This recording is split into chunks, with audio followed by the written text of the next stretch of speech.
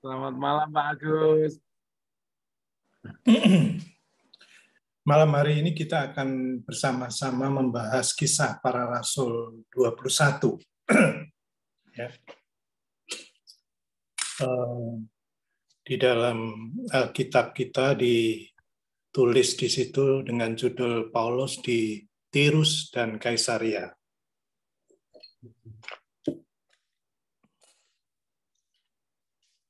Saya akan bacakan bagi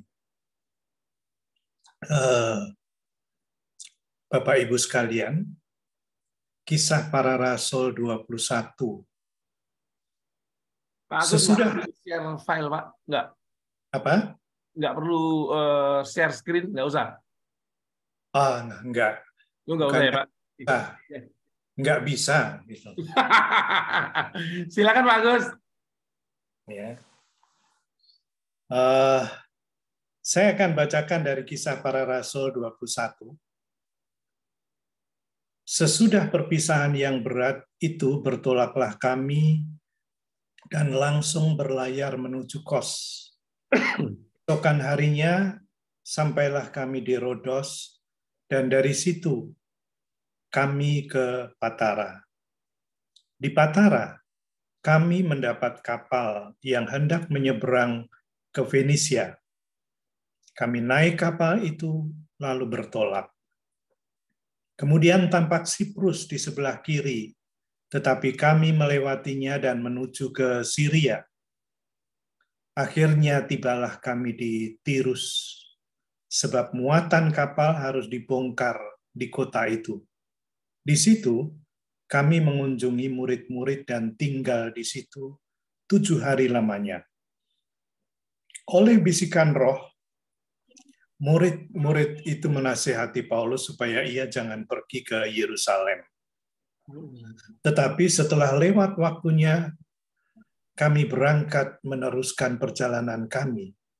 Murid-murid semua dengan istri dan anak-anak mereka mengantar kami sampai keluar kota, dan di tepi pantai kami berlutut dan berdoa. Sesudah minta diri, kami naik ke kapal dan mereka pulang ke rumah. Dari Tirus, kami tiba di Ptolemais, dan di situ berakhirlah pelayaran kami. Kami memberi salam kepada saudara-saudara dan tinggal 1 hari di antara mereka. Pada keesokan harinya kami berangkat dari situ dan tiba di Kaisaria. Kami masuk ke rumah Filipus, pemberita Injil itu, yaitu 1 dari ke-7 orang yang dipilih di Yerusalem, dan kami tinggal di rumahnya. Filipus mempunyai 4 anak darah yang beroleh karunia untuk bernubuat.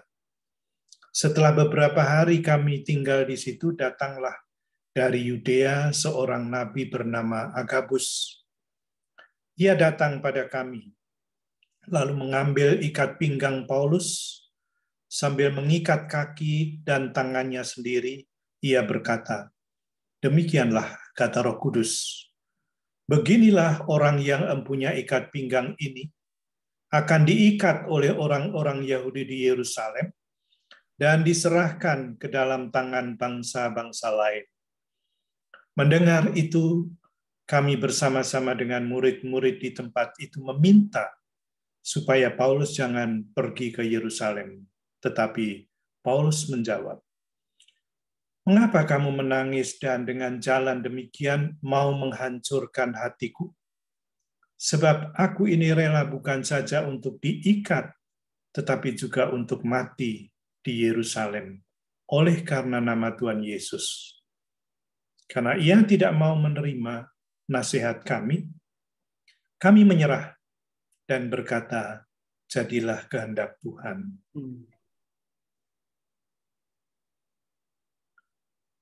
Saudara sekalian, sebenarnya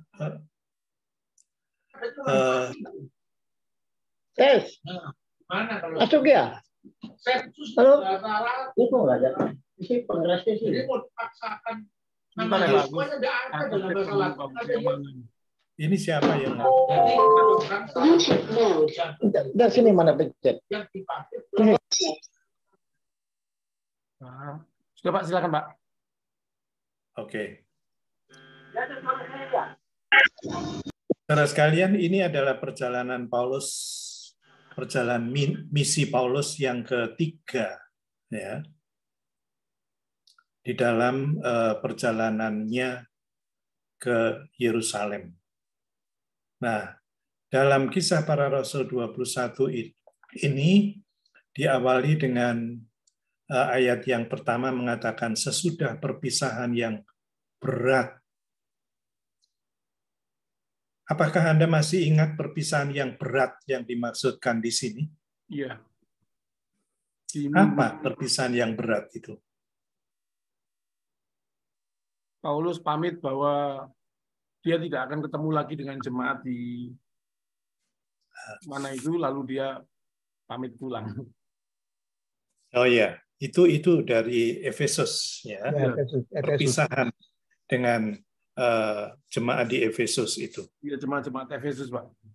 Nah, yang dirasa berat oleh jemaat di Efesus itu sebetulnya statement Paulus yang mengatakan bahwa kalian tidak akan berjumpa lagi dengan aku, gitu.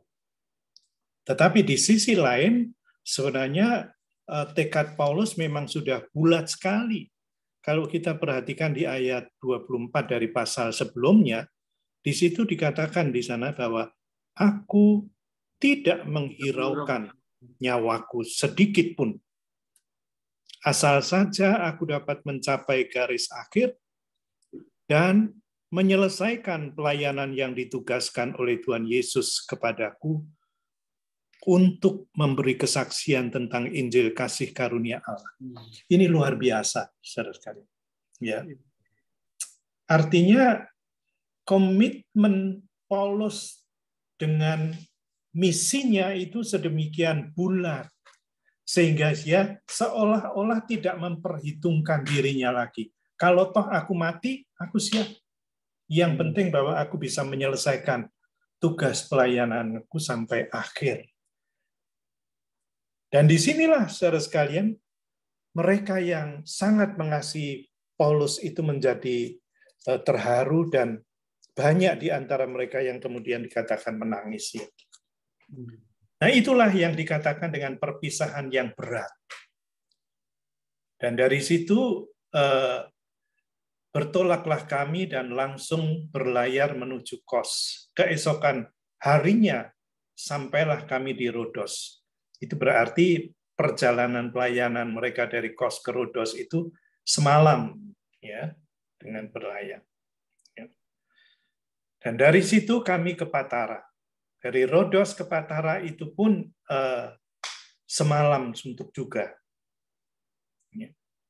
Di Patara kami mendapat kapal yang hendak menyeberang ke Venesia. Kami naik kapal itu lalu bertolak. Ya. Nah, saudara sekalian, saya kira ini perjalanan Paulus ketiga yang cukup melelahkan. Ya. Setiap hari mereka berjalan. Kalau di dalam perjalanan ketiga yang terakhir ini saja, kita bisa perhatikan bahwa perjalanan yang ditempuh Paulus itu dari Kos ke Rodos, ke Patara, ke Tirus, Ptolemais, dan Kaisaria, ya, sebelum melanjutkan ke Yerusalem. Ya. Nah, perjalanan ini tentu saja perjalanan yang panjang dan melelahkan. Diperkirakan menurut catatan Kisah Para Rasul, perjalanan Paulus di dalam perjalanan misinya 1, 2, 3 ini, ia telah melewati perjalanan sepanjang 16.000 kilometer.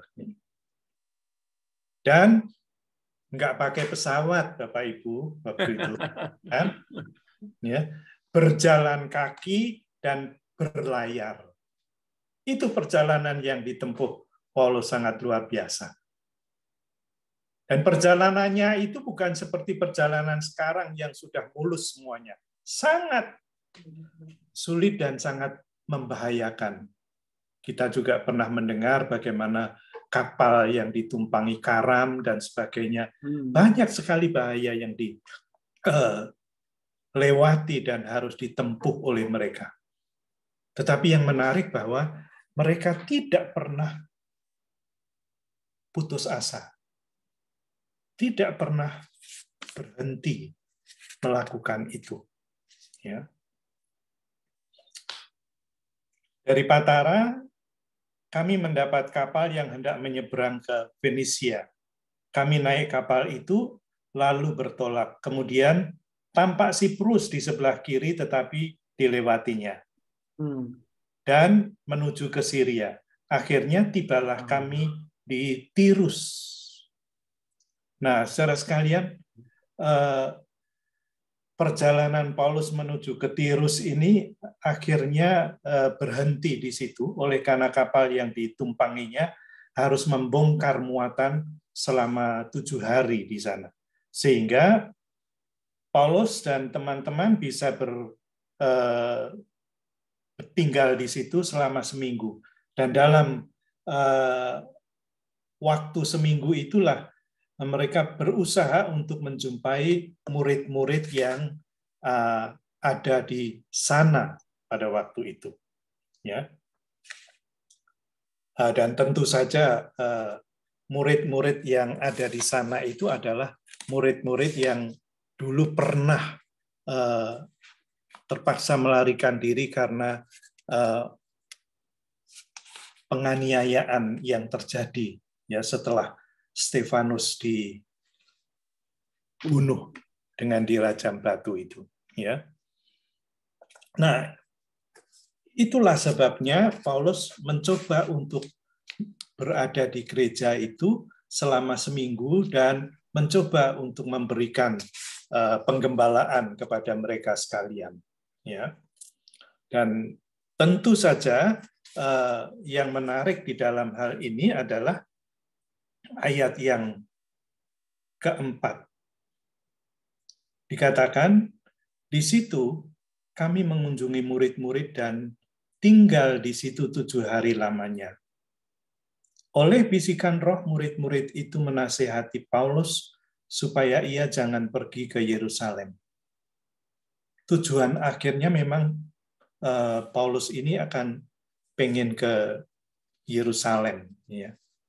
Tetapi yang menarik bahwa jemaat di situ mengatakan di sini bahwa oleh bisikan roh, murid-murid itu menasihati Paulus supaya jangan pergi ke sana.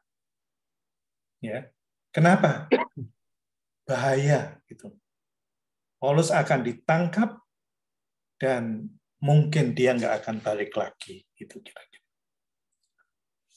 Nah, yang menarik di sini, saudara sekalian, adalah oleh bisikan roh itu kira-kira seperti apa ya? Apa yang diartikan dengan bisikan roh itu? Ilham, Pak. Ya. Ini menarik sekali.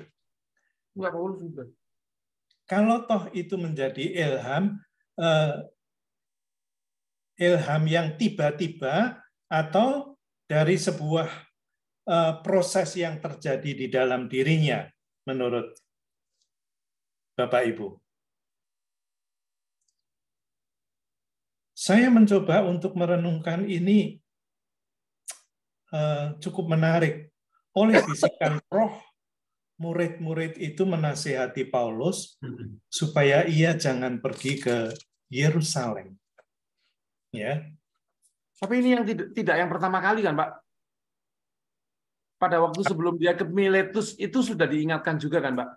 Ya. Lalu di Miletus dia bilang begitu kan, aku tidak peduli gitu. Kalau nyawaku harus hilang. Ya. Betul. Dan ini nanti kita akan melihat diingatkan lagi oleh Nabi Agabus. Ya. Nah, yang menarik ini, saudara sekalian, saya kira adalah kota Tirus yang perlu kita perhatikan. Ya. Tirus ini memang sebuah kota kuno sekali. Ya. sudah berada sejak zaman Daud misalnya. Ketika Daud mau membangun istananya, banyak menghadirkan kayu-kayu dari kayu-kayu aras dari Tirus. Termasuk orang-orang terampil yang di sana membangun atau ikut membantu pembangunan istana Daud. Ya. Jadi Tirus ini sebenarnya adalah sebuah kota kuno dan itu merupakan kota pelabuhan yang besar pada waktu itu. Ya. Nah, hubungan antara Israel dengan Tirus dan terutama Sidon dan Tirus ini cukup baik. Ya. Begitu baiknya sampai akhirnya ketika mereka mempunyai relasi yang makin akrab, makin dekat,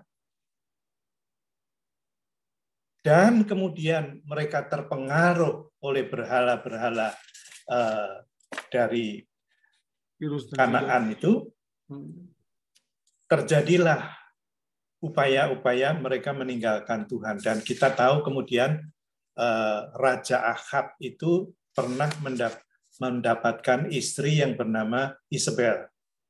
Nah, Isabel ini juga orang Tirus. Ya. Nah, dari relasi pernikahan inilah terjadi sesuatu yang luar biasa di kehidupan Israel pada waktu itu, sampai hampir terjadi malapetaka. Ya. Nah, inilah saudara sekalian kota Tirus yang masih terus dilanjutkan pada zaman Yesus. Di zaman Yesus, Tirus ini juga menjadi kota yang sangat dikenal oleh Yesus. Bahkan Yesus pernah menyembuhkan orang yang dirasuk setan, wanita di Syro-Fenisia. Ya. Syro-Fenisia ini adalah daerah Syria di Lebanon, di Sidon, di Tirus sana. Ya. Kita tahu bagaimana Tuhan Yesus kemudian mengusir roh jahat dari perempuan Syro-Fenisia ini. Ya. Dengan mengatakan, enggak layaklah kamu mendapat ini, karena aku harus memberi makan ke anjing-anjing lebih dulu, gitu. Tapi si perempuan Syro-Fenisia ini tidak pernah putus asa. Dia mengatakan, meskipun begitu, toh anjing-anjing itu akan menerima remah-remah. Akan menerima remah-remah. Gitu. Nah, disitulah Yesus tergerak bahwa imanmu telah membuat engkau kuat dan sembuhlah. Ya. Bahkan yang menarik apa? Yesus pernah membandingkan Sidon dan Tirus ini dengan Korazim dan Betsaida. Gitu loh. Yesus mengatakan, celaka ini Korazim dan Betsaida ini. Mereka sudah melihat mujizat-mujizat Tuhan yang luar biasa, tetapi tetap mengeraskan hati.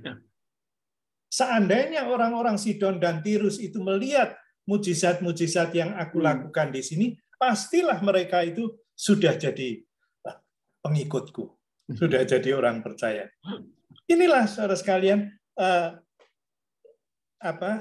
keunikan Tirus dan bagaimana Yesus itu membandingkan bahwa sebenarnya Tirus dan Sidon itu meskipun mereka menyembah berhala, tetapi nggak sekeras orang-orang Yahudi di Israel.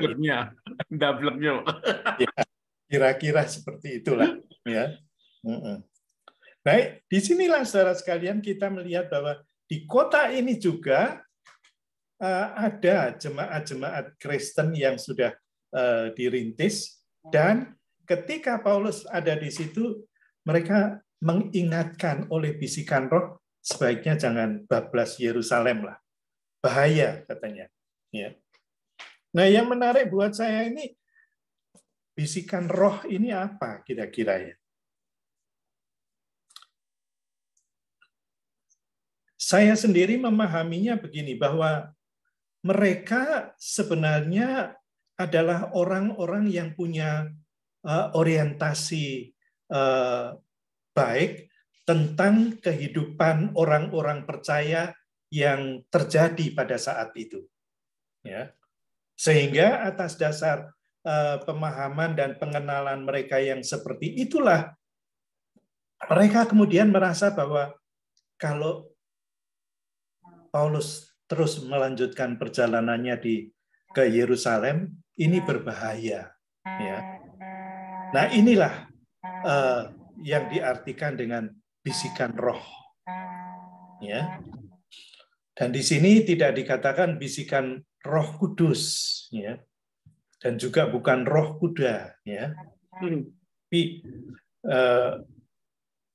dan yang menarik ketika Yesus mendengar itu, seolah-olah Yesus nggak peduli. Tetapi setelah lewat waktunya, kami berangkat meneruskan perjalanan kami. Paulus, Pak Agus, bukan Yesus. Saya ngomong apa tadi, Pak Gun? Oh, Yesus, Pak. Salah itu, Pak. Yang dimaksud ya, Paulus aku nawan. Ya. Sorry, terima kasih Pak Gun. Ya. Nah itu setelah lewat waktunya, mereka meneruskan perjalanan. Murid-murid semua dengan istri dan anak-anak mereka mengantar kami sampai keluar kota. Ini menunjukkan sebetulnya bagaimana apresiasi mereka terhadap Paulus. Tetapi juga kasih sayang mereka kepada Paulus. Sehingga ketika Paulus harus meneruskan dan melanjutkan perjalanannya, mereka berbondong-bondong, bukan hanya kaum lelaki, tetapi suami, istri, dan anak-anak. Coba bayangkan. Berarti bahwa keluarga-keluarga dari orang jemaat di Tirus ini adalah orang-orang yang betul-betul mengasihi Paulus dan mempunyai respek begitu tinggi, sehingga mereka tidak rela seolah-olah kalau pemimpinnya itu harus mengakhiri dengan cara seperti itu. Ya. Tapi yang menarik, Paulus nggak peduli, gitu ya. Meskipun kemudian sampai di tepi pantai, kami berlutut dan berdoa. Nah, inilah kebiasaan yang selalu dilakukan Paulus sebelum ia meninggalkan jemaat yang dilayani. Ya, seolah-olah doa ini menjadi semacam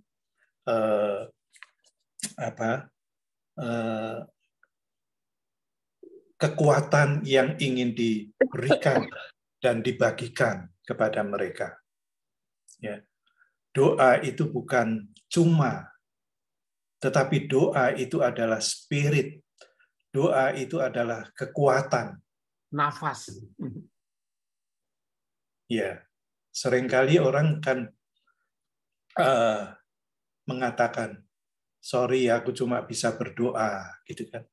Kalau ada orang sakit, lalu kita nggak bisa berkunjung, seringkali kita mengatakan, sorry, saya nggak bisa ke sana, tapi saya cuma bisa berdoa untuk kesembuhanmu. Seolah-olah doa ini hanya sesuatu yang ecek-ecek, saudara. Ya. Padahal ketika kita benar-benar memahami dan menghayati doa, doa itu adalah sebuah power, doa itu adalah sebuah kekuatan, doa itu juga kuasa. Doa orang benar bila dinaikkan dengan sungguh-sungguh sangat besar kuasanya. Ya. Nah, mungkin seringkali kita mengatakan saya cuma bisa berdoa karena doa kita nggak sungguh-sungguh. Gitu. Nah, ini saya kira perlu menjadi pemahaman kita loh. Ya. Betapa sering kita mengatakan, sorry, aku cuma bisa berdoa untuk kamu. buat saya doa itu bukan sekedar cuma, tapi doa itu adalah kekuatan, ya, ketergantungan kita dan penyerahan kita kepada Tuhan. Inilah yang kemudian dilakukan oleh Paulus bersama dengan mereka. Sesudah minta diri, kami naik ke kapal dan mereka pulang ke rumah. Dari Tirus, kami tiba di Ptolemais dan di situ berakhirlah pelayaran kami. Kami memberi salam kepada saudara-saudara dan tinggal 1 hari di antara mereka. Pada keesokan harinya, kami berangkat dari situ dan tiba di Kaisaria. Nah, ini menarik, saudara sekalian, tentang Kaisaria ini. Ya. Sebab Kaisaria ini sebetulnya adalah sebuah kota yang indah di tepi pantai. Ya. Dan biasanya ini menjadi tempat tinggal para pejabat kepala daerah Romawi. Ya. Tempat kediaman raja juga di situ. Jadi kita bisa membayangkan bahwa Kaisaria ini kota pelabuhan yang indah dan menarik sekali, sehingga itu menjadi tempat kediaman pejabat-pejabat tinggi Romawi saat itu. Nama Kaisaria ini diberikan sebagai penghormatan kepada Kaisar Romawi yang memberikan kota itu kepada Filipus.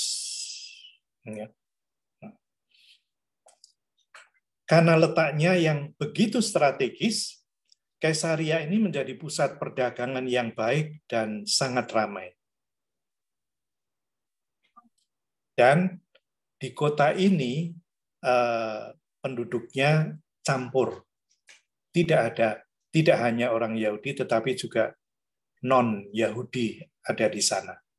Nah, seringkali terjadi bentrokan-bentrokan yang di antara dua etnis ini, Yahudi dan non-Yahudi. Ya. Nah, Filipus tinggal di sini. Nah, itulah sebabnya ketika Paulus sampai di Kaisaria, mereka tinggal di rumah Filipus. Ya. Filipus ini siapa? Ada yang tahu? Salah satu diaken itu Pak yang diangkat 7 Ya. orang yang di Yerusalem. Oke, dia salah satu diaken, tetapi dia juga adalah penginjil. Penginjil, ya. Penginjil pertama itu. Ya. Dan dia melakukan pemberitaan Injil juga di Kaisaria itu. Ya. Lalu ia menjamu Paulus. Di Kaisaria ini juga tempat kediaman Cornelius. Nyata. Cornelius seorang perwira Italia yang bertobat seisi rumahnya dan seluruh pengikut-pengikutnya. Ya. Dan pertobatan Cornelius ini yang membuat Petrus dan murid-murid lainnya sadar bahwa ternyata Injil Kerajaan Allah itu tidak dikhususkan untuk orang Yahudi, tetapi juga untuk orang-orang non-Yahudi. Dan tidak lagi mempersoalkan Yahudi, non-Yahudi, halal, haram, ya. Tapi disinilah Petrus dan kawan-kawannya kemudian menyadari bahwa mereka sejajar dengan kita. Ya. Nah, disinilah saudara sekalian kemudian Paulus bersama dengan orang-orang itu berada di rumah Filipus. Nah, yang menarik di sini saudara sekalian dikatakan bahwa dia mempunyai 4 orang anak yang beroleh karunia untuk bernubuat. Jadi saya membayangkan bahwa kehidupan keluarga Filipus ini sangat memiliki spiritualitas tinggi. Ya. Sedemikian rupa sehingga pelayanan Filipus itu bukan hanya ekstern untuk orang-orang di luar rumah, tetapi juga orang-orang dan anggota keluarganya. Sedemikian rupa sehingga 4 orang anak perempuannya pun dikatakan dia mempunyai karunia khusus. Itu berarti bahwa masing-masing anaknya ini mempunyai relasi yang begitu intim dan begitu akrab dengan Tuhan. Sehingga dikatakan bahwa ia mempunyai karunia untuk bernubuat. Bukan hanya 1 atau 2, tapi 4-empatnya. Nah inilah sebuah contoh keluarga yang sangat dipenuhi dengan spiritualitas, ya. Yang buat saya memahaminya bahwa mereka bukan hanya sekedar tahu, tetapi mereka juga pernah mempunyai banyak pengalaman-pengalaman iman, pengalaman-pengalaman personal dengan Tuhan. Dan disinilah yang menumbuhkan spiritualitas itu. Ya. Seringkali, saudara sekalian, banyak orang tahu, tetapi tidak mengalami. Ya. Kita tahu banyak tentang firman. Kalau kita diajak berdebat, biasanya orang GKI itu paling jago berdebat soal Alkitab. Ya. Tapi kadang-kadang kita minim pengalaman. Ya. Kita banyak tahu, tetapi seringkali pengalaman-pengalaman personal dengan Tuhan itu begitu minimnya. Nah, disinilah kadang-kadang kita kemudian merasa bahwa bertahun-tahun jadi orang Kristen ya gitu-gitu aja. Gitu. Nggak ada pertumbuhan spiritualitas yang signifikan. Nah, ini yang buat saya mengesankan keluarga Filipus ini. Ya, bagaimana mereka memiliki spiritualitas yang begitu bagus. Nah, kemudian dalam ayat 10 dikatakan setelah beberapa hari kami tinggal di situ, datanglah dari Yudea seorang bernama Agabus. Agabus ini kira-kira memberikan nubuatnya seperti yang dikatakan oleh orang-orang Tirus tadi. Ini dikatakan dalam ayat 11 begini. Ia datang pada kami, lalu mengambil ikat pinggang Paulus, sambil mengikat kaki dan tangannya sendiri, ia berkata, demikianlah kata Roh Kudus.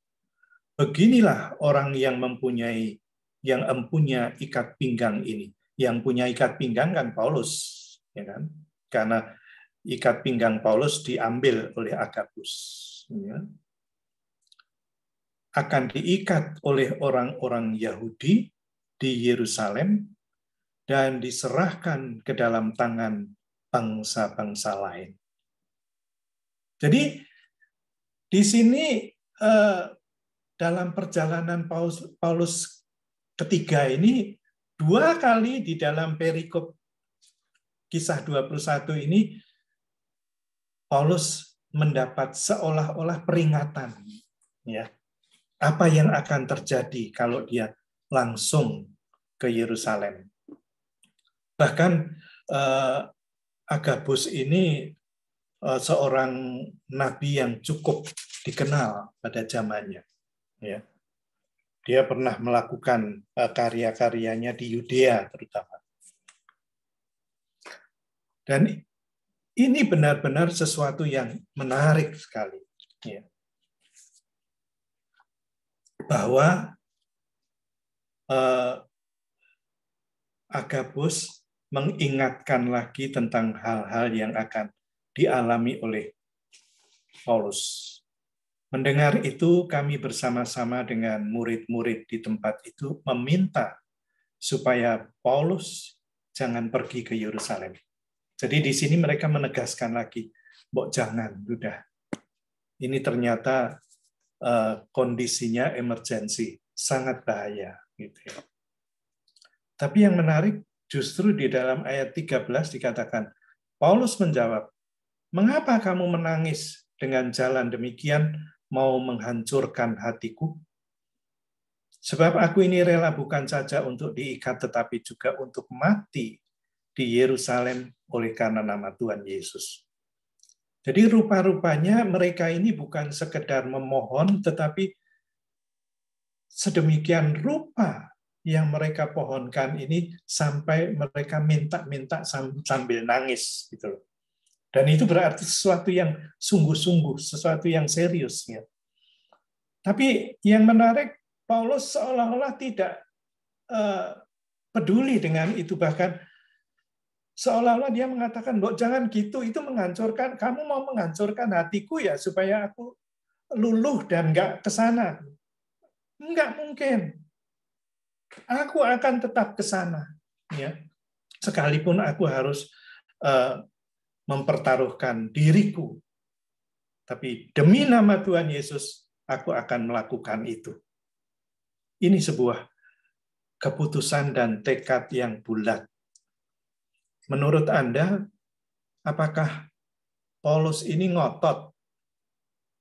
Ya. Coba kita bisa membayangkan, Bapak Ibu, seandainya ada seseorang yang mengingatkan kita, ada bahaya yang bakal kita tempuh. Apakah kita akan terus menerjang bahaya itu atau memperhatikan?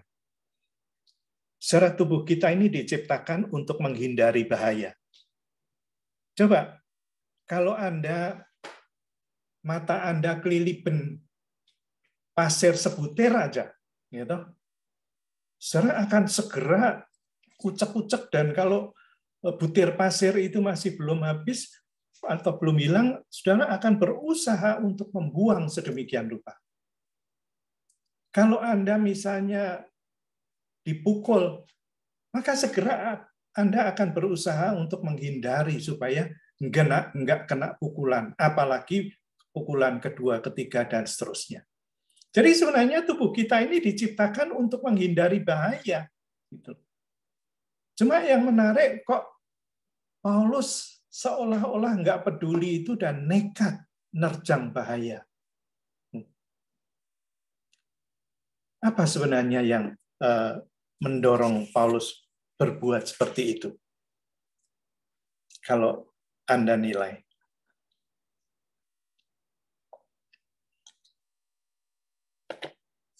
Silakan kalau ada yang mau menanggapi. Apakah Paulus ini atau kenapa Paulus ini begitu ngototnya sehingga dia seolah-olah sudah tidak memperhatikan peringatan-peringatan atau warning-warning yang disampaikan kepadanya? Silakan kalau ada yang mau menanggapi ini. Kira-kira kalau zaman sekarang ada nggak orang kayak gini nih? Aku aja mikir 2-3 kali. Saya Pak Agus. Silakan Pak Gun. Pak Gunawan silakan.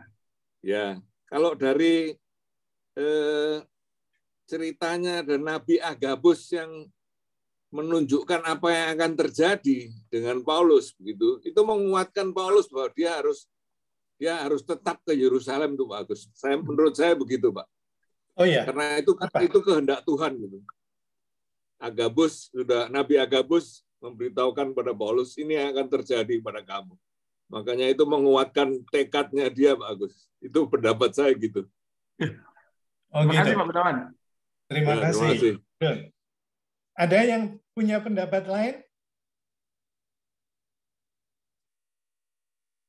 Saya coba ya, Pak Agus ya. Ya. Paulus itu sepertinya kan punya obsesi, Pak Agus. Ya. Memberitakan Injil ke lebih banyak orang yang bukan Yahudi, tetapi tidak dari level bawah. dari level atas. Soal ditangkap itu kan sebuah konsekuensi. Tetapi tujuan Paulus adalah ketemu dengan pembesar-pembesar itu, lalu memberitakan Injil ini. Kalau dia memenangkan pemberitaan itu, maka dia akan memperoleh advantage gitu, keuntungan, bahwa pejabat-pejabat ini akan mengajak orang-orangnya untuk juga percaya gitu.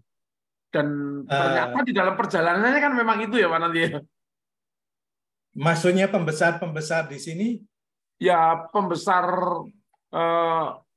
Romawi, pembesar model-model Petrah gitu Pak, penguasa wilayah itu gitu Pak. Okay. Nah,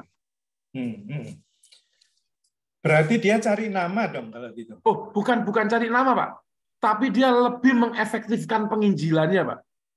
Artinya di akar rumput kan sudah dikerjakan sama dia selama 3 kali perjalanan itu Pak.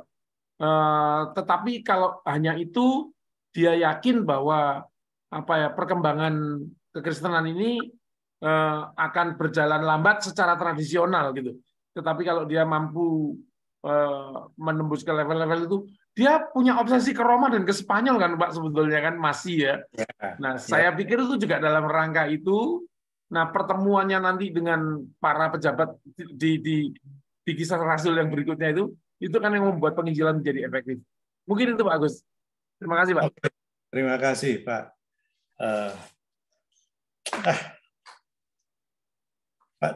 Pak siapa? Jarwo Pak. Pak Jarwo, iya sorry. Terima kasih. Tapi yang menarik ini kenapa ke Yerusalem? Gitu loh. Kan di situ pusatnya, Pak. Pusat musuhnya, pusat kegiatan keagamaannya. Apa yang dibuat orang gagal di Yerusalem akan membuat dia gagal. Apa yang dibuat orang sukses di Yerusalem, dia akan sukses. Kan perhitungan seperti itu, Pak. Kayak Jakarta gitu lah. Pertaruhan itu berarti pertaruhan apa namanya? Iya. Apa kira-kira makna baginya Yerusalem itu? Ya.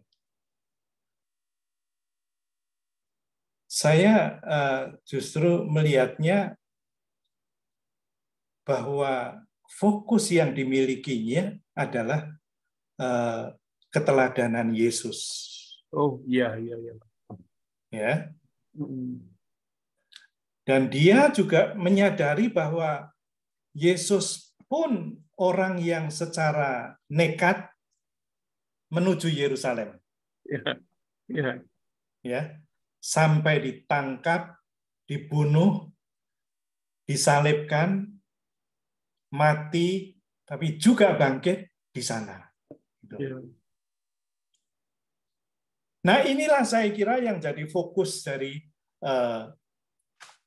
Paulus. Ya. Kenapa? Karena ia merasa bahwa aku sudah ditangkap oleh Yesus. Iya. Ya. Dan kata kunci yang selalu disampaikan Yesus ketika mengajak orang adalah ikutlah aku. Nah, dulu Paulus ini berseberangan dengan Yesus. Dia tidak mengikut, tetapi justru melawan. Ya, padahal Yesus mempunyai itu boleh dikatakan merupakan panggilan yang kuat kepada murid-muridnya. Ikutlah aku. Ya.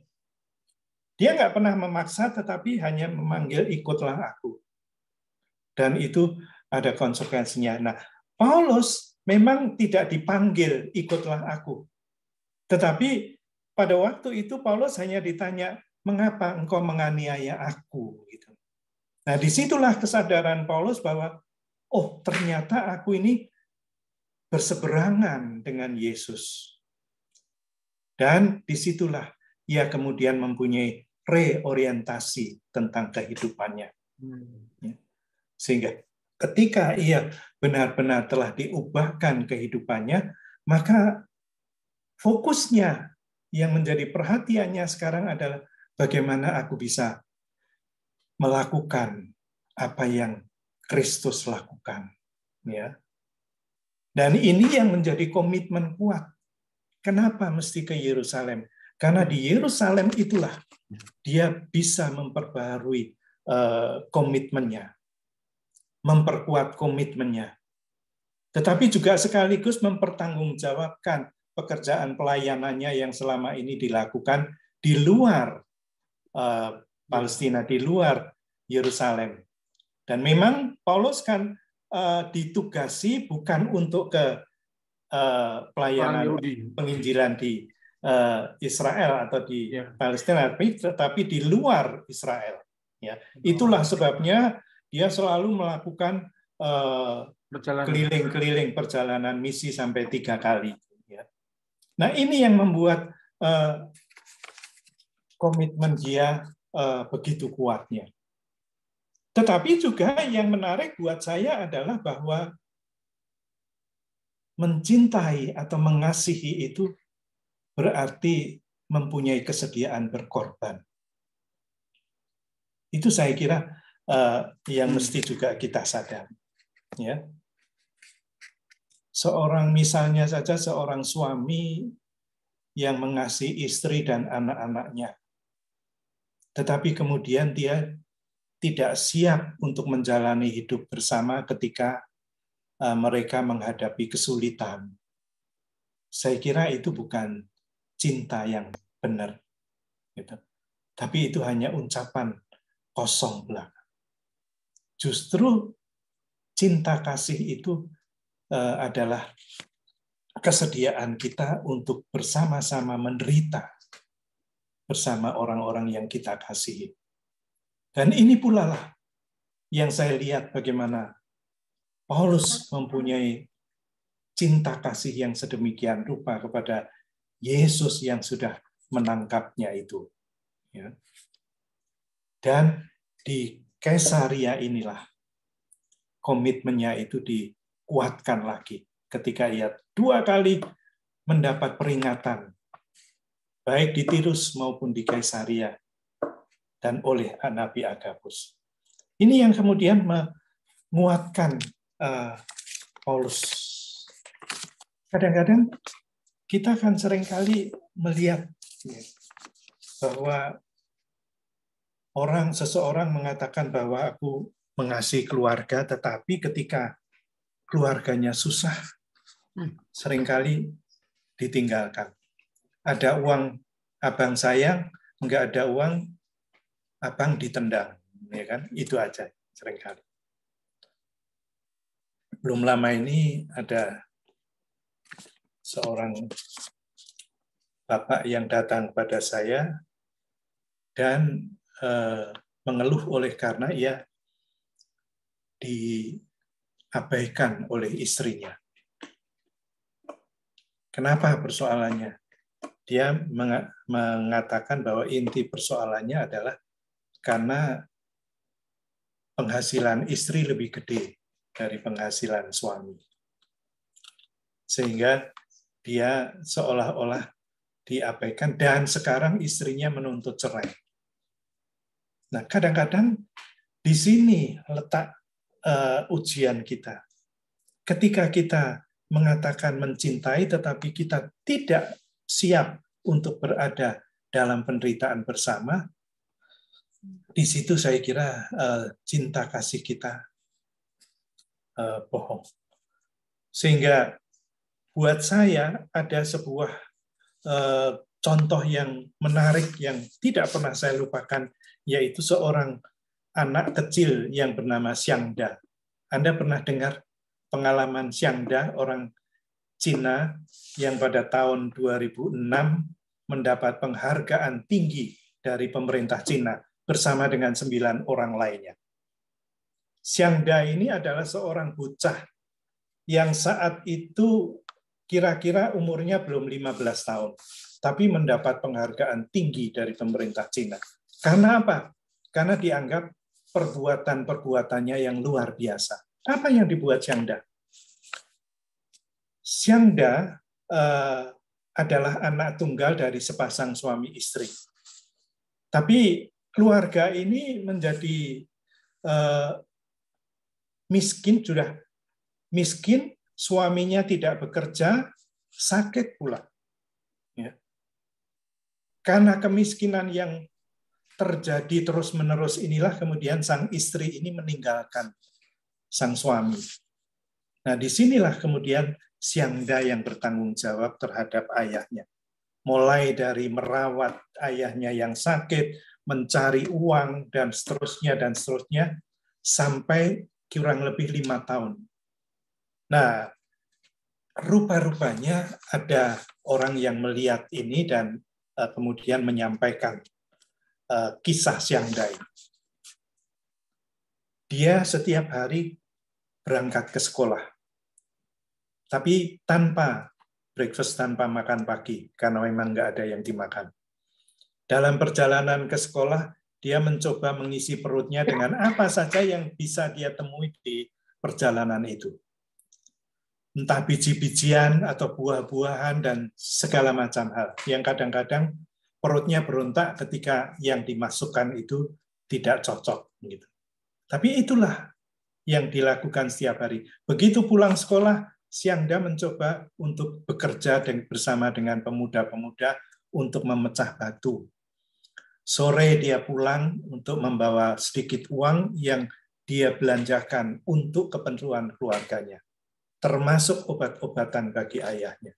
Inilah yang dilakukan Xiangda sampai ketika dia hampir menerima penghargaan, sang MC bertanya pada Xiangda, Xiangda, sekarang ini kesempatan buat kamu untuk minta apa saja. Ya, kamu sudah melakukan perbuatan-perbuatanmu yang luar biasa. Sekarang kami semua siap untuk membantu. Di sini ada pembesar-pembesar pemerintah Cina. Di TV ada jutaan orang yang menyaksikan apa yang Anda lakukan saat ini. Mau minta apa sekarang? Xiangda hanya diam. Terus tanya lagi, ayo katakan saja kamu mau minta rumah, mau minta beasiswa, mau minta pengobatan gratis, dan segala macam. Xiangda hanya diam dan akhirnya dia hanya mengatakan, aku hanya minta satu hal, yaitu supaya mama pulang. Inilah yang diajukan sebagai permintaan ketika dia sebagai seorang anak merasa disia-siakan oleh ibunya yang sudah bukan hanya menyia-nyiakan dia tapi juga suaminya, dan di tengah-tengah kesempatan yang baik seperti ini, Xiangda hanya minta satu supaya mama pulang. Ayo mama pulang, aku sekarang sudah bisa merawat papa. Aku juga sudah bisa mempunyai uang, mendapatkan uang sedikit-sedikit. Gitu. Inilah cinta yang penuh dengan pengorbanan itu. Jadi cinta yang sejati itu adalah selalu mempunyai kesediaan untuk berkorban. Dan ini saya kira yang saya perhatikan dan saya lihat dari sikap Petrus mengambil sikap seperti itu. Sehingga seolah-olah dia nggak menggubris sahabat-sahabatnya yang begitu prihatin. Tetapi karena komitnya. Paulus, ya, Paulus. Sorry. Nah, itulah saudara sekalian yang menarik dari Petrus, sehingga seolah-olah mereka ini dikatakan kewalahan, ya. Dan ayat 14 dikatakan di situ, karena ia tidak mau menerima nasihat kami menyerah dan berkata, jadilah kehendak Tuhan. Ya.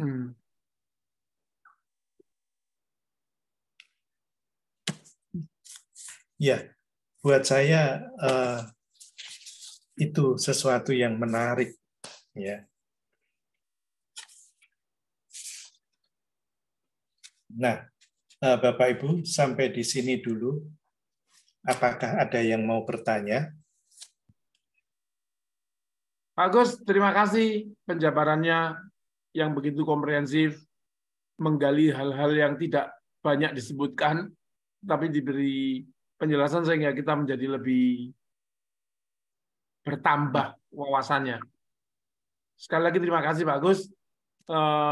Bapak Ibu, namun demikian apabila ada yang bermaksud untuk lebih memperjelas lagi dari apa yang diuraikan Pak Agus, dipersilakan.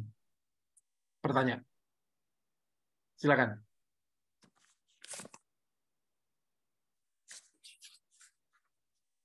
Pak Gunawan? Ya, Pak Jarwo. Monggo. Pak Agus. Saya tertarik mengenai doa tadi, Pak Agus. Ya. Mengenai kekuatan doa itu. Tadi kan Pak Agus mencontohkan orang yang, aduh, saya hanya bisa berdoa saja, begitu kan? Ya, itu kan cuma bisa mendoakan. Cuma itu kan mendoakan orang lain ya, Pak Agus. Ya. Doa kan menurut saya dua arah, Pak Agus. Bisa mendoakan orang lain, bisa berdoa untuk minta petunjuk Tuhan pada diri sendiri, begitu Pak Agus. Nah, ini yang menarik untuk saya. Dalam doa itu kita bisa diberi petunjuk oleh Tuhan tuh Pak Agus, yang pengalaman saya ya. Jadi bisa juga dengan keyakinan penuh mendoakan orang lain dan berdoa untuk pencerahan diri sendiri, begitu Pak Agus. Bagaimana menurut Pak Agus mengenai kekuatan doa itu yang dua arah itu? Kalau yang dikatakan Pak Gun seperti itu, saya berani mengatakan bahwa itu bukan cuma. Gitu loh. Iya. Tapi itu bukan cuma, tapi itu adalah keyakinan yang Pak Gun miliki. Sehingga Pak Gun hanya mengalamatkan itu kepada satu alamat. Tidak mendua, tidak meniga, dan sebagainya, dan sebagainya. Kemarin ada anggota jemaat yang konsultasi pada saya, saking bingungnya, saya akhirnya ke tarot, katanya. Tarot itu apa? Ya. Kartu ramalan, Pak.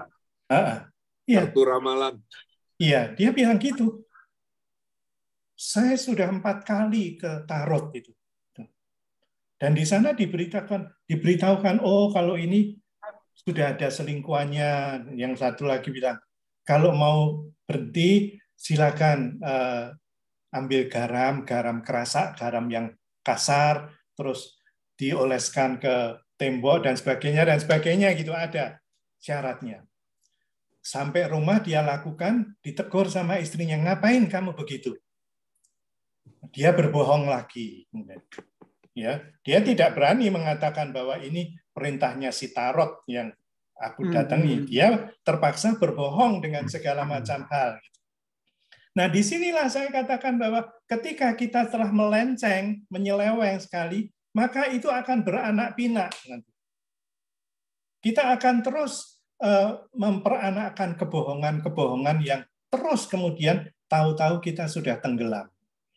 Tapi apa yang dikatakan Pak Gun tadi bukan cuma menurut saya. Justru itulah ekspresi keyakinan kita.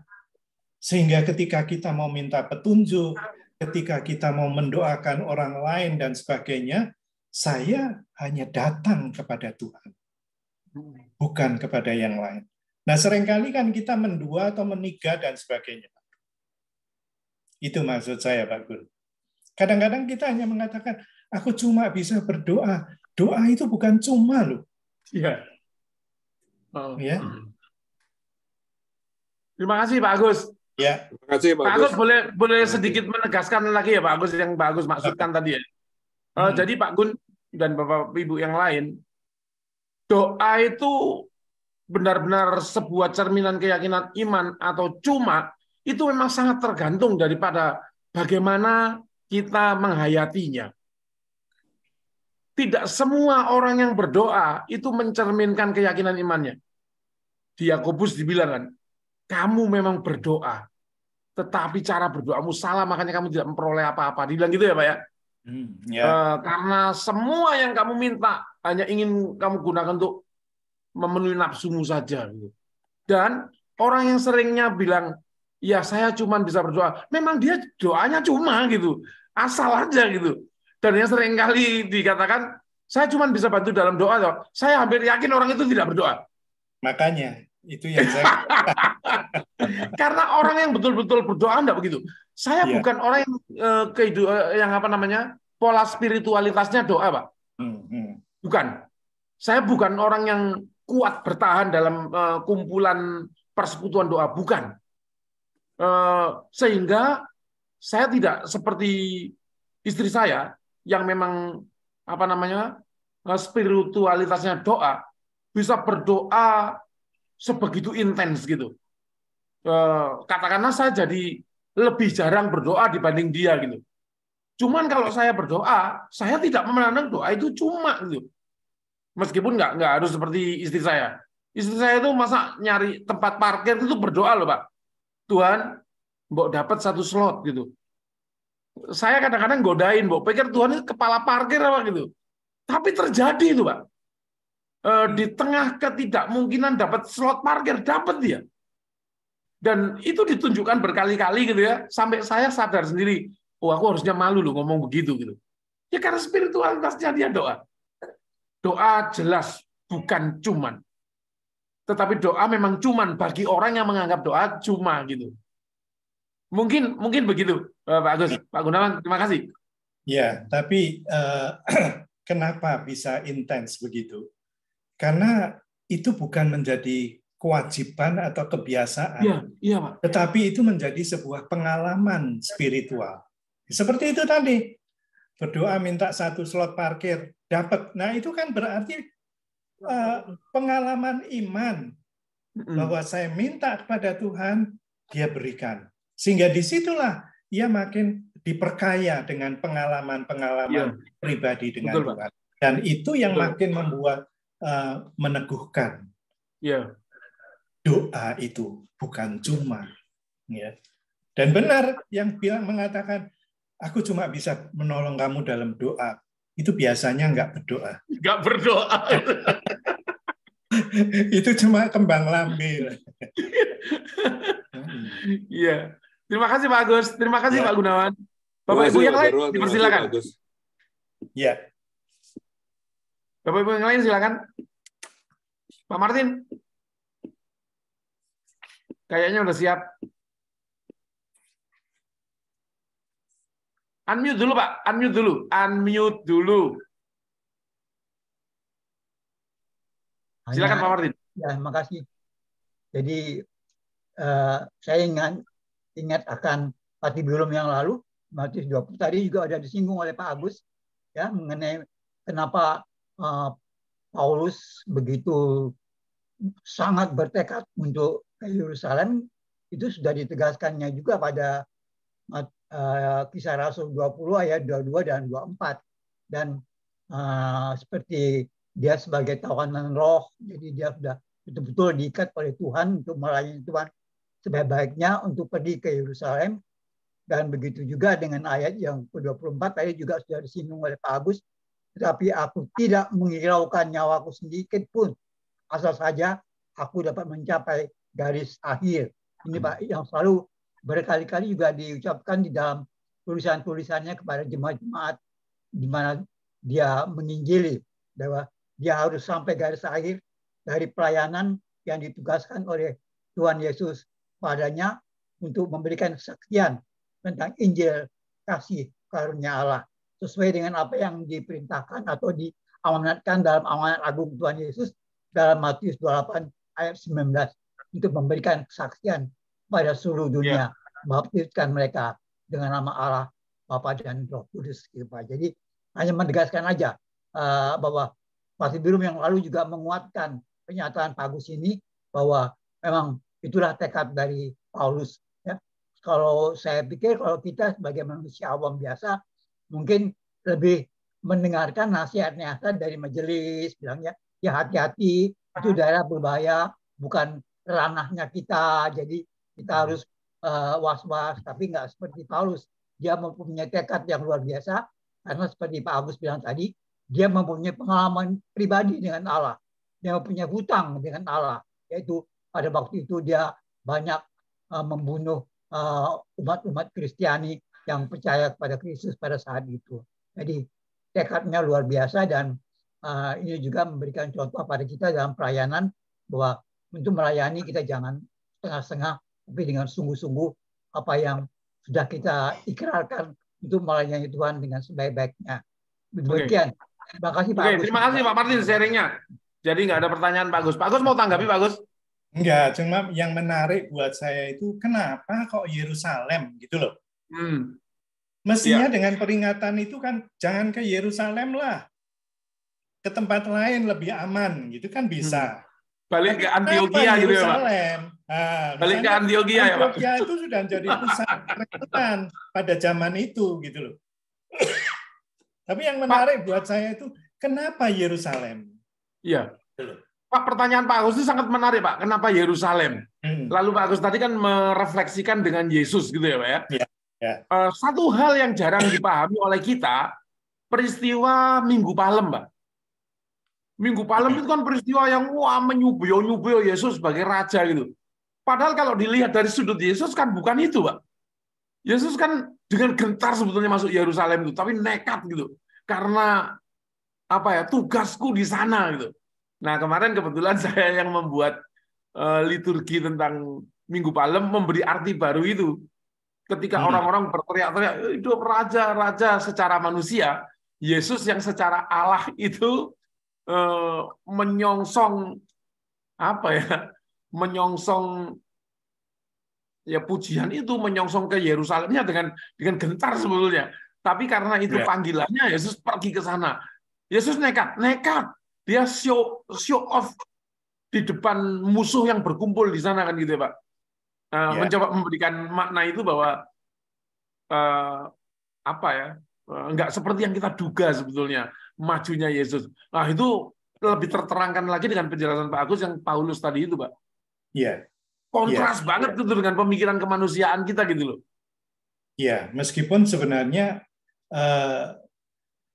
yang dilakukan Yesus itu benar-benar menunjukkan sikap manusiawinya gitu loh. Iya, itu menegaskan bahwa dia manusia biasa. Bukannya dia bangga dengan pujian itu, tetapi sebetulnya hati kecilnya dia gentar menghadapi. Kamu gak ngerti sih gitu ya. Kamu nggak tahu apa yang aku lakukan ya. Dan itu terbukti kan dalam pergumulannya di Getsemani gitu. Bagaimana ia gentarnya seperti itu gitu. Ya. Dan saya sendiri menyiapkan liturgi itu dengan gentar, Pak, dengan pengertian itu gitu. Ya ampun, begitu amat ya Yesus ya gitu. Jadi siksaan terbesar itu sebetulnya udah dimulai sejak saat itu. Ya. Buat saya Yerusalem itu memang merupakan pusat spiritual. Ya. Baik untuk orang Yahudi maupun untuk orang percaya. Orang Yahudi juga menganggap Yerusalem itu sebagai kota suci ya. Kita mengatakan rumah Allah. Yahudi, Kristen, Islam menganggap Yerusalem itu sebagai kota suci. Ya, meskipun pemahamannya beda-beda, ya. Tapi itulah sebabnya mereka ngotot Yesus berani ke sana dan mempertaruhkan nyawanya. Paulus juga begitu, karena dia menganggap di sinilah sentral aku memiliki kekuatan spiritualitas. Dan di sini pula lah aku mencoba untuk terus memperbaharui komitmenku. Itu. Makanya dia tidak ke Antioquia, tapi ke Yerusalem. Ya. Di Yerusalem lah aku selalu bisa memiliki kekuatan itu. Nah, ini saya kira juga yang terjadi dan bisa kita terapkan di dalam kehidupan kita.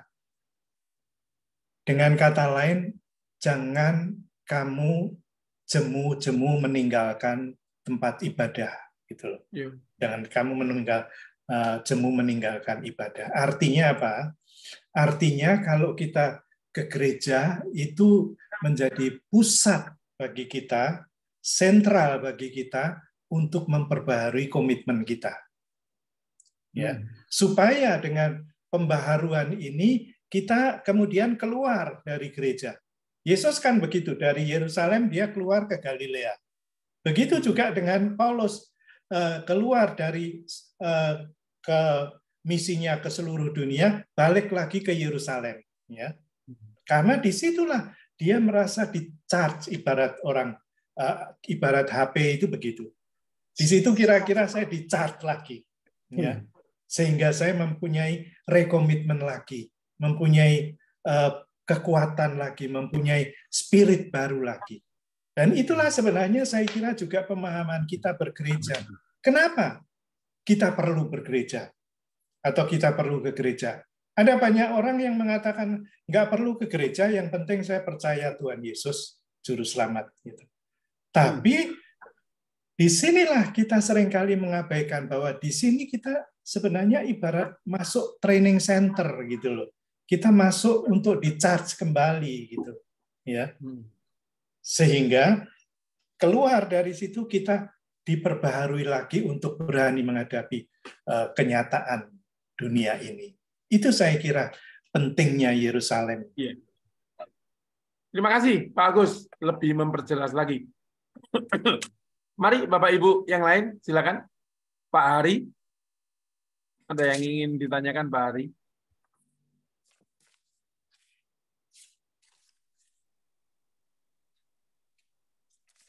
Oh, belum dulu. Bu Sri Hidayat. Tapi saya nggak buka video, boleh ya? Nggak apa-apa, Bu. Silakan, Bu. Selamat malam, Pak Agus. Selamat sore. Ya. Oh, malam ya. Iya, iya. Pak Agus. Tadi Silakan, tadi saya mendengar Pak Agus kan mengatakan, kalau kamu pergi ke satu tempat yang tahu tempat itu berbahaya, apakah kamu akan ke sana juga?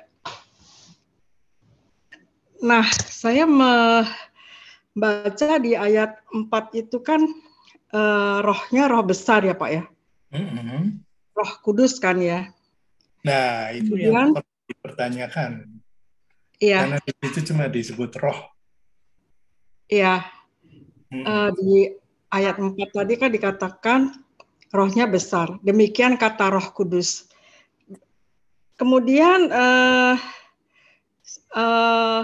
siapa tadi nabi tadi juga nabi Agabus.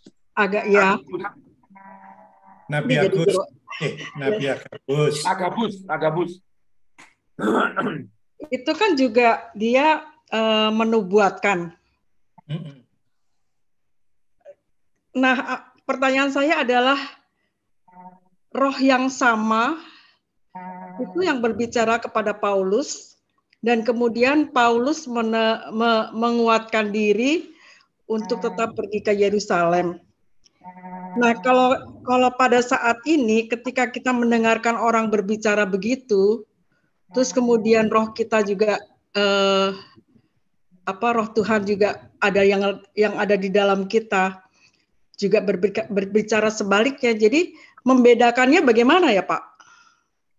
Ya. Terima kasih Bu Sri. Silakan Pak Agus. Terima kasih. Sederhana Bu Sri. Yang menentukan bukan orang lain, tapi saya. Oh, oke. Dalam tekad dan kesiapan saya mempertanggungjawabkan keputusan saya sendiri kepada Tuhan. Itu aja.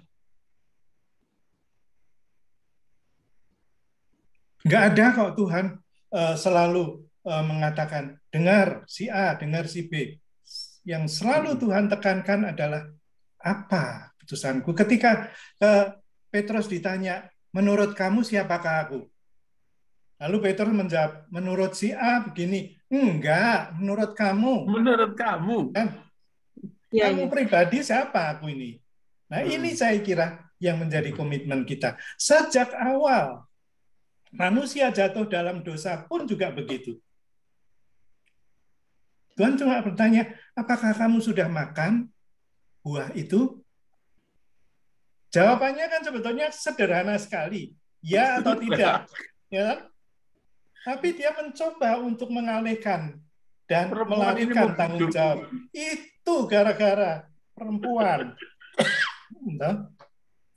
Jadi disinilah yang diminta dari kita itu sebetulnya adalah pilihan kita sendiri dan keputusan kita sendiri. Dan disinilah Paulus berani melakukan itu. Ya. Begitu kira-kira, Sri. Oke, Pak Agus. Ya, ya saya beberapa kali ini bertemu dengan seseorang yang rajin ke gereja. Ya, udah sepuh juga sih, udah sepuh sekali. Tapi kadang-kadang ketika dia dinasihati oleh pendeta pun merasa dirinya dia paling benar gitu loh, Pak. Nah, itu bagaimana jadinya, Pak? Ya nggak apa-apa, biarin aja. Mau gimana lagi? Coba Tuhan aja nggak bisa intervensi kok. Iya, iya. Tuhan aja bilang, lihat aku berdiri di muka pintu dan mengetuk. Dia cuma ngetuk. Tapi kalau pintu nggak dibukakan, dia nggak mencolot lewat jendela. Dia pulang mungkin, ya kan? Iya. Itu, jadi kita punya pemahaman harus clear dan jelas bahwa, oh ya Tuhan aja nggak intervensi kok. Tapi Tuhan memberi pilihan sepenuhnya kepadaku untuk menerima atau tidak. Apalagi orang tua. Ya. Silakan Bu Sri. Ya, jadi dengan doa aja ya Pak ya. Habis anak-anaknya juga jadi bingung juga nggak bisa. Tapi kenapa ya Pak ya? Orang bisa ke gereja tiap minggu dengan rajinnya, tapi kok sepertinya suara Tuhan nggak dilakukan gitu loh. Ya, kadang-kadang gereja yang ke gereja tiap hari aja bisa begitu. Iya. Kadang-kadang kan tergantung pemahaman kita. Kadang-kadang bergereja itu hanya sebagai kewajiban, gitu. Ini udah sepuh loh Pak, aduh. Nah, apalagi kalau sudah sepuh, Sri. Kalau orang sudah sepuh itu balik lagi jadi anak kecil. Jadi ya bukan kan? Tambah wise ya Pak? Hah? Bukan nggak tambah wise. Ya. Aku kemarin baru dapat postingan. Dulu ketika kita kecil kita sering ngompol. Kalau kita ngompol diapain oleh orang tua kita? Ya dibersihin, ya toh. Sekarang kalau orang tuamu ngompol diapain? Dimaki-maki, ya toh. Nah, disinilah perbedaan. Di sini saya kira apa yang mau diungkapkan di situ bahwa orang makin tua itu pikirannya dan kehidupannya balik lagi seperti anak kecil gitu loh. Ya toh. Dulu kita ngompol, dituntun dan sebagainya. Sekarang juga makin tua begitu, nggak bisa jalan sendiri, mesti pakai tongkat atau dituntun, ya kan? Kadang-kadang ngompol juga diranjang dan sebagainya. Ya. Nah, seringkali justru makin tua itu makin susah. Gitu. Oh, okay. Menjadi tua itu menjadi tua itu satu hal yang apa namanya ya begitu aja Bu. Menjadi tua itu apa istilahnya? Tetapi menjadi bijak itu pilihan gitu. Belum tentu yang tua menjadi bijak gitu kan. Oh iya. Begitu Agus. Itu pasti. Iya, jelas. Oh, menjadi tua itu sebuah kepastian. Menjadi bijak itu pilihan. Oke. Nggak selalu orang tua menjadi wise ya Pak ya? Harusnya. Tetapi kemudian tergantung tuanya, Sri. Banyak yang memilih untuk tidak. Termasuk yang sering ke gereja ya Pak ya? Oh iya. Aduh ya, agak memprihatinkan sih. Oh iya, betul. Karena frekuensi ke gereja tidak menunjukkan kualitas bijak tadi itu. Iya. Saya kemarin dapat cerita bahwa di gereja anak saya itu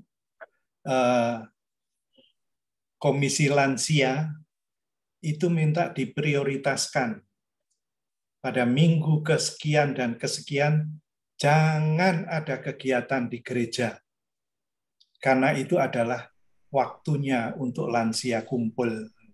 Hari lansia, Pak. Wow. Coba justru siapa yang minta diistimewakan begitu?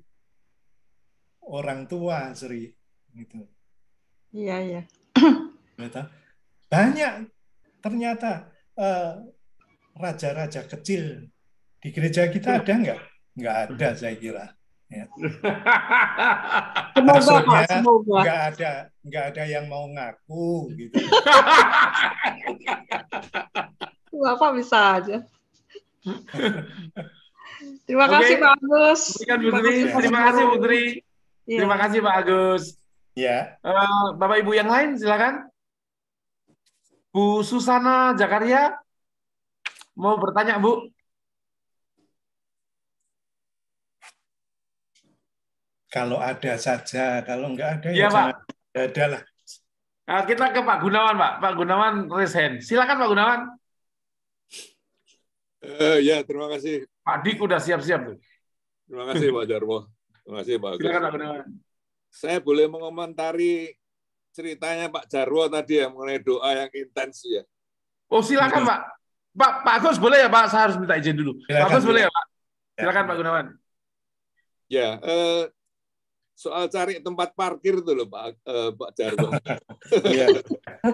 Saya ingat sama Pak Unggul Santiko dulu. Beliau itu kalau cari tempat parkir juga berdoa gitu dan terkabul gitu ya. Saya doa saya gini Pak Jarwo, ya mohon diberi tempat parkir yang mudah gitu. Tetapi saya siap dengan I'm ready for any fate gitu. Ya. Nasib apapun saya terima begitu. Malah dapat Pak Jarwo. Misalnya nggak dapat pun saya tidak mempersoalkan gitu ya. Iya. Iya. Apa sebaiknya begitu Pak Agus? Tidak menuntut Tuhan begitu ya. Kalau nggak dapat ya sudah, memang fate-ku begitu gitu kan. Iya. Iya. Ya, saya kira ini begini. Ini sebenarnya ya, saya sering dengar doa-doa seperti itu justru dari orang-orang karismatik. Gitu. Nah, kecenderungan mereka itu kan selalu memaksakan apa yang dia inginkan gitu. Ya kadang-kadang dapat, kadang-kadang enggak juga, saya kira. Ya kan? Apa Tuhan itu selalu mengabulkan apa yang kita minta? Banyak orang-orang tokoh-tokoh Alkitab ini yang doanya tidak dikabulkan. Wong doa Yesus saja enggak dikabulkan kok. Doa Paulus juga tidak dikabulkan. Ya. Tapi apakah kemudian mereka komplain? Enggak. Nah, ini sikap lain yang mesti kita miliki, yaitu ketaatan, kesetiaan. Gitu. Ya. Boleh kalau dapat ya bersyukur dan itu pengalaman. Tapi kalau toh tidak, ya kita harus tahu bahwa ini cara Tuhan membentuk saya gitu. Itu aja Pak Gun, komentar saya. Ya, kita minta itu kan dasarnya kepercayaan kita kepada Tuhan ya Pak. Karena kita percaya kepada Tuhan, maka kita minta. Ya. Soal dikabulkan itu kan hak prerogatif Tuhan. Betul.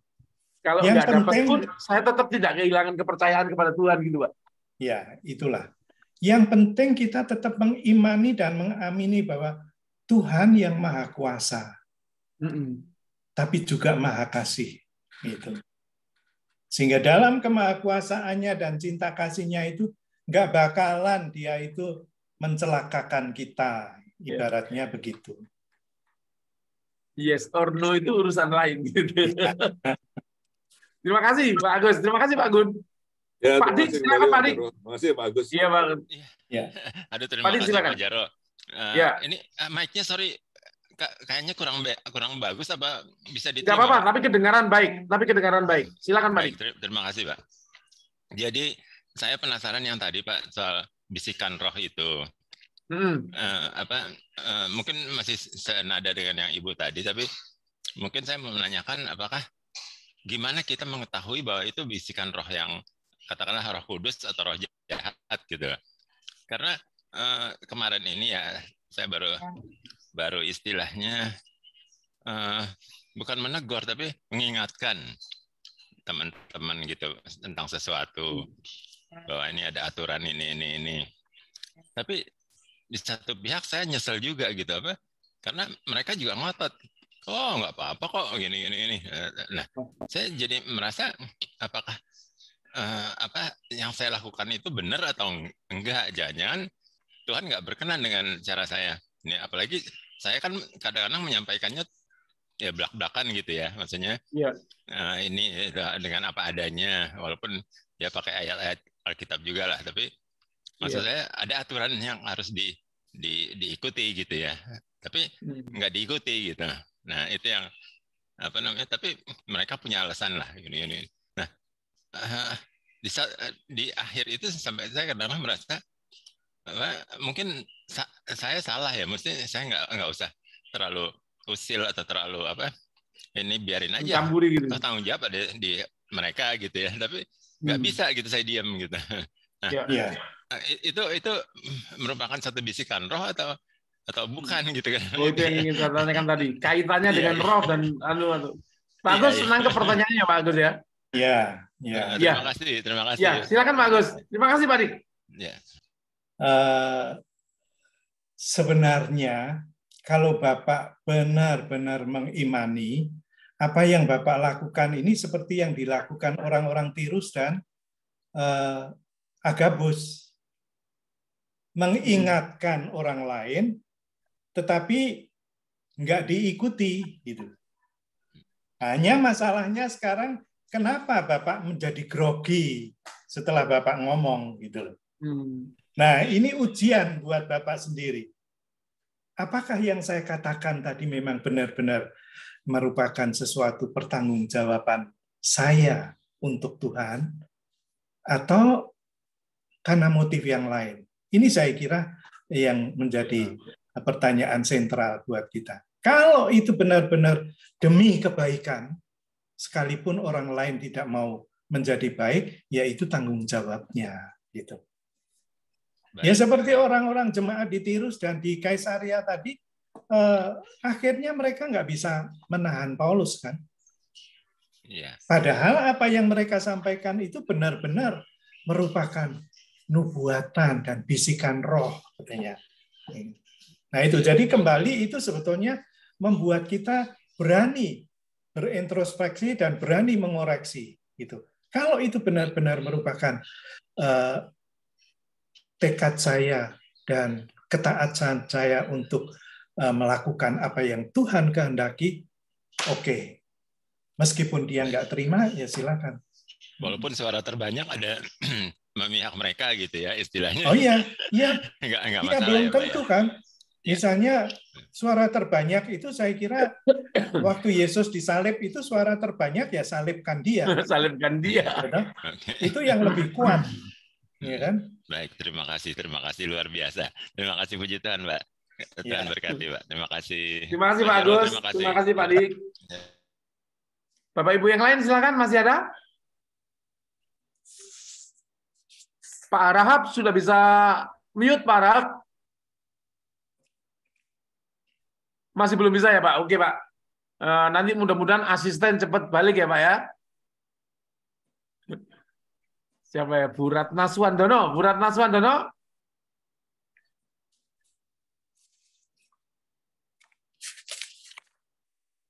Cukup, Pak Jarwo. Tidak ada, kayaknya udah selesai. Jarwo boleh sekali lagi nggak? Bu Sri boleh. Ayo Bu Sri silakan. Pak Agus mau menanyakan kalau karunia nubuatan itu bagaimana ya Pak ya? Apakah juga masih berlaku? Loh, kemana Bu Sri?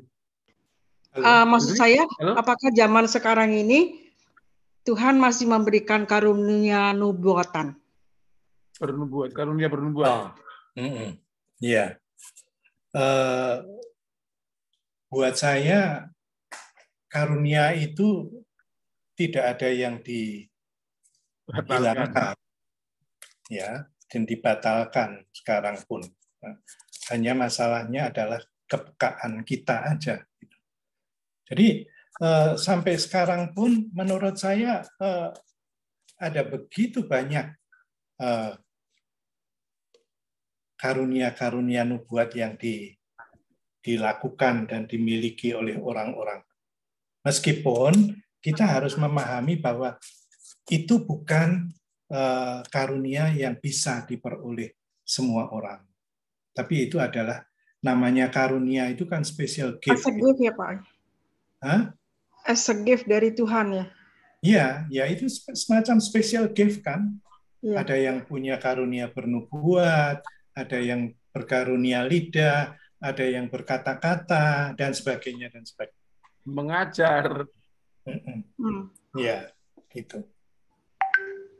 Terima kasih Pak Agus. Oke. Terima kasih Bu Sri. Terima kasih Pak Agus. Bapak Ibu masih ada? Pak Samosir, silakan. Suara saya terdengar ya Pak? Pak Samosir, silakan. Suara saya terdengar. Terdengar Pak. Agak lebih kencang aja Pak ngomongnya Pak. Ya, makasih. Ya, silakan Pak Agus, Samosir. saya mau minta penjelasan lagi, minta maaf nih Pak, saya supaya jangan saya tentang roh, bisikan roh ayat 4 dengan Roh Kudus yang di ayat 11 itu Pak. Pertanyaan saya, apakah roh di ayat 4 itu sama dengan Roh Kudus yang di ayat 11 itu Pak? Nah, ayat berapa? Yang satu ayat 9. Oh, ayat 11 Pak. Oh. Kan ia datang pada kami lalu mengambil ikat pinggang Paulus sambil demikianlah kata Roh Kudus. Nah, yang kedua yang mau saya tanya Pak, yang demikianlah kata Roh Kudus ini itu yang bicara itu siapa Pak? Apakah si Nabi Agabus atau Paulus Pak? Karena Agabus. Iya, Nabi Agabus. Nah, tapi kesimpulannya dia itu kan sama Pak. Kalau nggak salah membaca ya Pak. Kesimpulannya itu sama bahwa Paulus itu jangan ke Yerusalem. Iya. Ya betul ya Pak. Nah, jadi pertanyaan saya, roh di ayat 4 itu dengan Kudus itu apakah sama gitu? Terus kalau dikatakan bahwa Roh Kudus juga sudah roh dan Roh Kudus itu sudah mengatakan Paulus jangan ke Yerusalem, tapi di ayat 13 Paulus meresponnya, menanggapinya dengan kenapa kamu harus bersedih? Saya memang harus ke Yerusalem gitu loh Pak. Nah, itu gimana tuh Pak? Oke, makasih. Saya perlu supaya jangan artinya saya kira itu bukan sesuatu yang ecek-ecek, tetapi itu sesuatu yang serius. Apa yang dikatakan oleh jemaat di Tirus maupun oleh Nabi Agabus itu, ya, sehingga ditegaskan itu bisikan roh dan yang satu kata Roh Kudus, ya. Tetapi pertanyaan saya juga, apakah yang kemudian dilakukan oleh Paulus itu juga bukan atas keteguhannya melakukan karya Roh Kudus? Iya, itu benar. Iya Pak. Ya kan? Benar itu, ya. Ya. Artinya begini, lalu saya melihatnya secara keseluruhan. Ketika Paulus mendengar apa yang dikatakan di dalam oleh jemaat di Tirus maupun di Kaisaria, itu menjadi sebuah peringatan, sebuah masukan bagi dia. Ya. Yang untuk membuat dia makin berani berefleksi dan kemudian mengambil keputusan. Ya. Sehingga itulah yang kemudian menjadi ketetapannya, bahwa dalam ketetapanku untuk setia kepada Tuhan Yesus yang sudah menangkap aku pun siap.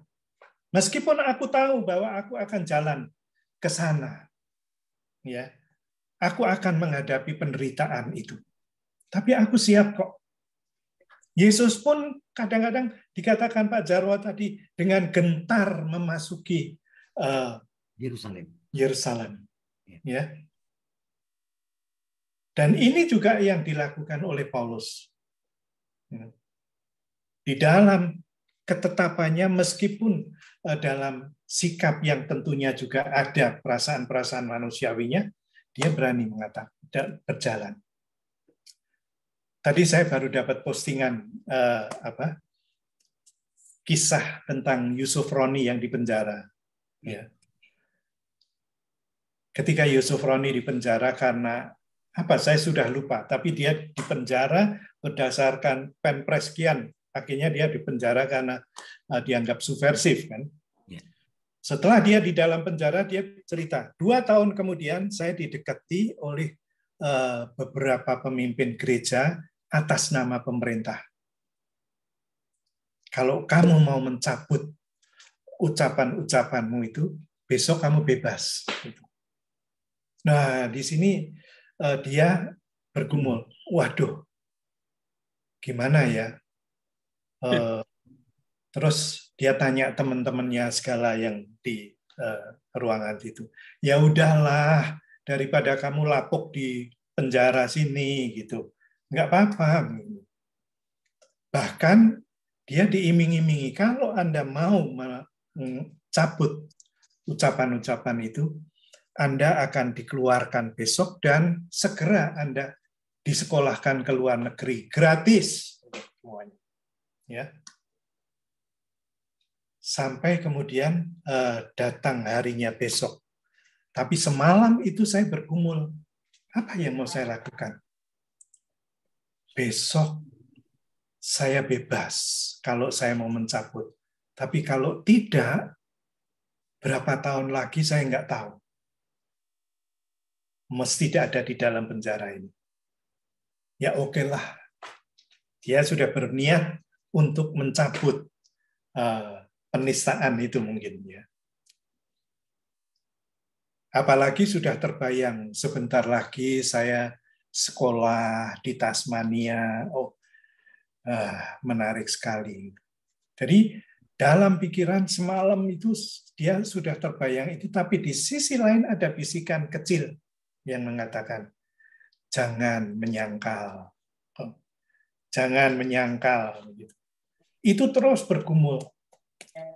Sampai pagi-pagi ketika dia dipanggil di hadapan penguasa yang sebenarnya saya hanya tinggal tanda tangan. Wah, para penguasa sudah yang biasanya beringas ini sudah senyum-senyum di depan saya.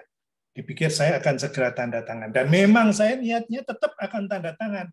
Tapi entah apa yang terjadi sebelum saya menandatangani itu, yang keluar dari mulut saya adalah siapa dia menyebut nama lengkapnya Mansur Sapa Yusuf Roni, sekali-kali tidak akan menyangkali Tuhan. Sehelai rambut pun tidak akan aku menyangkali dia. Saya sendiri heran, kenapa yang terucap itu? Gitu loh. Nah, disitulah kemudian mereka berubah jadi beringas lagi dan batal. Ya. Akhirnya dia tetap di dalam penjara. Tapi apa yang terjadi di dalam penjara? Dia berpikir lagi, seandainya engkau menyangkali aku, dia dari bisikan, apakah kamu bisa selamat? Siapa tahu bahwa kamu keluar dari penjara, ditabrak bajai, kamu mati. Apakah kamu mati di dalam ketaatan kepadaku? Kamu mati di dalam penyangkalan terhadap aku. Nah, itu yang makin meneguhkan dia sehingga dia tidak kecewa. Dia tidak menyesal dengan ucapan yang disampaikan, meskipun dia harus meringkuk dalam penjara sampai 4 tahun lagi. Gitu. Nah, inilah yang dikatakan, demikianlah Roh Kudus itu menolong kita. Gitu. Itu Pak pengalaman Yusuf Roni yang baru saja saya dengar tadi siang. Terima kasih Pak Agus. Ya. Pak Samusen, terima kasih Pak Samusen. Masih sedikit, lanjut Pak Samusen? Ya, sedikit lagi. Silakan. Jadi Pak Pendeta, roh kalau yang dari Bapak itu tadi ya, roh yang di ayat 4 dan Roh Kudus yang di ayat 11 dan roh yang juga yang menguatkan Paulus adalah roh yang sama ya Pak? Ya. Jadi Pak, kalau misalnya ini kita, jadi bagaimana kita nih memahaminya Pak? Ada Tuhan yang itu tadi seperti saya katakan, keputusan pribadi saya. Oke. Ya toh? Tuhan pun bilang kok, kalau bisa jangan menderita. Aku mau jadi juru selamat. Tapi kalau boleh, mbok jangan menderita. Tapi jangan kehendakku. Kehendakmu lah yang jadi. Nah ini saya kira yang harus menjadi keputusan akhir itu ada pada diriku. Ya, Tuhan pun tidak akan intervensi, tapi aku yang memutuskan. Ya, makasih Pak. Makasih Pak Pendeta. Makasih Pak. Terima kasih Pak Samusen atas kesempatannya. Ya, terima kasih Pak Samusen. Terima kasih Pak Agus. Masih ada Bapak Ibu? Kalau memang sudah cukup, kita akan cukupkan patibulum kita di sini. Sebentar ya Pak. Satu putaran, saya intip dulu ke belakang. Nadine. Bro Ferry, ada yang mau ditanyakan? Belum Mas Jarwo. Belum ya? Aku masih mendengar saja. Thank you Mas. Ya. Oke, kalau begitu Pak Agus, mungkin kita akhiri di sini ya Pak ya? Ya, cukupkan. Terima kasih sekali lagi Pak Agus telah mengantar patibulum malam ini dengan begitu mempesona. Ditambah lagi dengan diskusi-diskusi yang lebih memperdalam dan menguatkan itu. Terima kasih Bapak-Bapak Ibu yang sudah berkontribusi. Kita lanjut patibulum kita minggu depan. Sekali lagi terima kasih kepada Pak Agus. Mohon Pak Agus berkenan sekalian menutup dalam doa Pak Agus. Mari Pak. Mari kita berdoa. Terima kasih Tuhan untuk waktu dan kesempatan malam hari ini ketika kami boleh saling berbagi. Berbagi untuk memahami, menghayati, dan mendalami pesan Tuhan yang Tuhan sampaikan lewat Kisah Para Rasul 21 ayat 1-14. Kiranya kami tidak hanya mendengarkan, tetapi kami bisa mengimplementasikan di dalam perjalanan hidup kami yang terkadang penuh dengan berbagai macam goncangan, tantangan, dan pergumulan. Sehingga kami boleh mewujud nyatakan ketaatan kami, kesetiaan kami sebagai anak-anak-Mu. Apapun yang harus kami lakoni di dalam iman dan penyerahan kami kepada Tuhan Yesus Kristus dan Roh Kudus yang menuntun hidup kami. Bila mana malam hari ini kami akan segera mengakhiri dan beristirahat, kiranya Tuhan menyertai kami masing-masing. Dan di dalam nama Tuhan Yesus Kristus kami berdoa seraya mohon ampun untuk segala dosa dan kelemahan kami yang terselip di dalamnya. Amin. Amin. Terima kasih Pak Agus. Bapak Ibu mohon bersabar sebentar, kita foto. Mari kita foto. Pak Yosef, Nadine, Kak Sandra. Waduh, tinggal 7. Kita tadi sempat 34, 35 Pak Agus. Oke. Sekarang tinggal 27. Mari kita Pak Markus, Bu Susan Zakaria, nggak apa-apa. Nanti saya carikan fotonya. 3, 4. Vio, senyum dong Vio. Senyum. Derenges. 3, 4. Benar. Itu halaman pertama.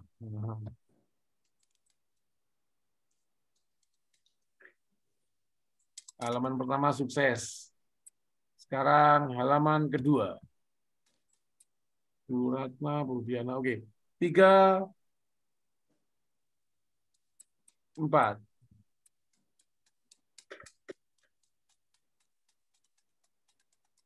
Halaman kedua sukses juga, ada Bu Babsir. Bapak Ibu, terima kasih. Sampai ketemu minggu depan. Tuhan berkati. Terima kasih semuanya. Selamat malam. Terima kasih Pak Agus. Terima kasih Pak Sudarwo. Terima kasih Pak Agus. Pak Jarwo.